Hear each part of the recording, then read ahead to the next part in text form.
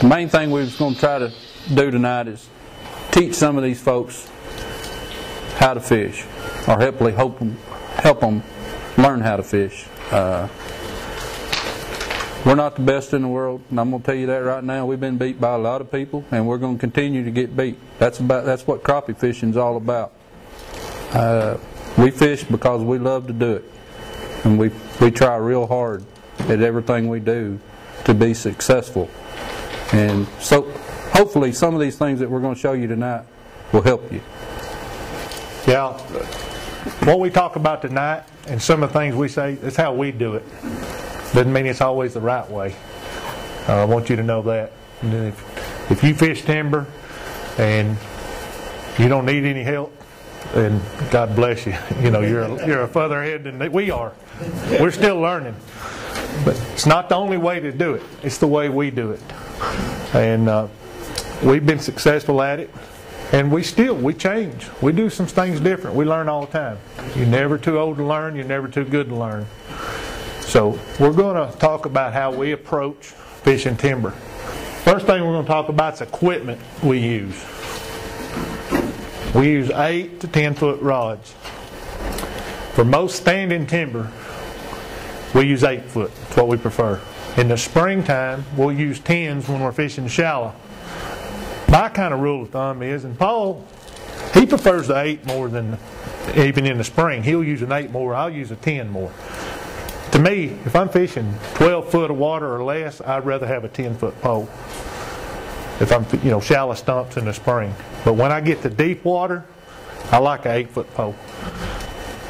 The long pole, and even 8 foot's long enough, allows you to stay off your timber, gives you more reach, and you can still fish 15, 16 foot and never turn the handle with an 8 foot pole. If you were using a 6 foot pole, you can't reach your brush, you can't fish all the way around your tree as good, and you can't fish, your depth's not as controlled as with the longer pole. The longer pole allows you to more precisely fish a depth of water. Get to 16 foot, whatever, but that's what the advantage of the long pole is. Too long, overhead limbs get to be a pain, I know. But if you haven't tried an 8 foot pole, at least, fishing timber, you should give it a try. And when we say give it a try, don't use it one time. Hit a limb and say, well, throw it down. Give it an honest try with anything you do. I think you'll find that the advantages far outweigh the disadvantages of a little longer pole when you're vertical fishing. I want to add 2 things to that. There's 2 things to fishing standing timber. Never fish further than you can reach. That's the first rule of thumb that you ought to know. If you can't reach it, don't pitch it, because you're going to get hung up. And then, guess what? The second rule of thumb, you start trying to jerk it loose. That's when you break your pole. The first thing to do when you get hung up is jig that pole and see if you can get it off. If you can't, push the button on it, reach up there, grab the line, and jerk it loose, and you'll never break a pole. Would you rather break a $30 pole or a 10-cent jig? That's how poles get broke. I break them doing it. I still do it sometimes. I get mad and still do it. 2 things to remember though. Do not fish further than you can reach. When you're fishing timber, fish vertical, straight up and down. Never pitch it. You're going to get hung up on these trees. Because the trees we fish are usually gnarly looking trees. And the next thing is, do not try to break your pole. Reach down there and grab it and break it loose. Sometimes it'll come right off. But it's sure better than breaking your pole and you're cussing the rest of the afternoon because you broke a $30. You're saying, well, that cheap pole, well, any of them will break if you keep jerking on them. You show me one it won't, then I'm going to start using them. But that's 2 things to remember. We use bait cast reels, which kind of goes against crappie fishing. Most people use spinning reels. Egg beaters, I call them. Knuckle busters. I like them if I'm casting. But when you're fishing vertical, to me, they're worthless. For several reasons. The first thing I don't like about them on a This fishing is our vertical- opinion. This is our opinion.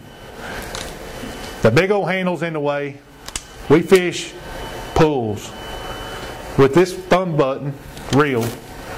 If I want to go 2 more feet, right there.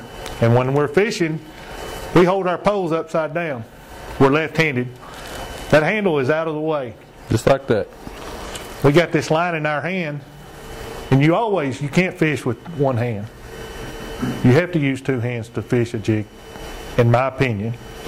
I'm going to go back and say, once again, like I said, in my opinion, this is how it is, with 2 hands.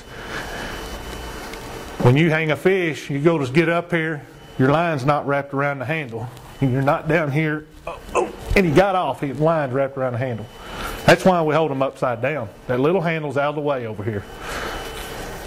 Set the hook, reel up, slide the reel over, spin. With a spinning reel down there, to flip that bail and to make a pull, it's going to jump off the spool. It's hard to do. So most people do is just loosen the drag and pull on the drag. Pull on the drag. Which twists the line. If you can do it and fish comfortably with one, then do it. But these reels, they'll store better. They're lighter. They're out of the way. They don't twist your line at all when you're jig fishing. I change my line when I break off enough till I see, well, I can't fish 20 foot deep with this reel no more. Then I'll put some more line on it. But used to, I'd have to change every 2 or 3 trips with a spinning reel. And with a bait cast reel, I don't have that problem. But just, I don't know. I mean, after using one, there's no doubt that for vertical fishing, not casting, trolling or this, that's the way to go. And another thing is, a lot of people say, well, you need to change your line all the time. I've had that line on this pole all year. I don't ever change my line. Just don't.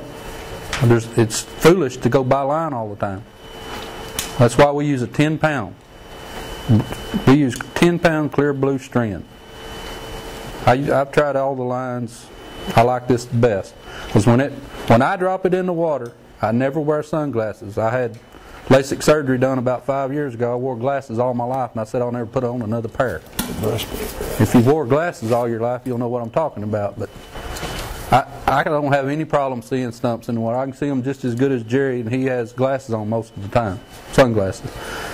But with the 10-pound clear blue strand, when you put that line, you can see it. It's a blue line. And when it gets in the water, it disappears. I can't see it once it gets in the water. Even if on Ray Roberts as clear as it is, I don't see my line in the water. But that clear blue stands out in the sunlight, and even when it's overcast to me, I can see it because I'm a line watcher. When we're fishing vertical timber straight up and down, we're line watching. That's all we are.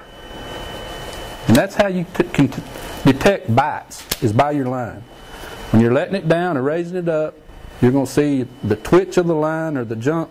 And your finger right here has got more sensitivity than that pole's ever had. When we set the hook, you let go and you're raising up at the same time to set the hook.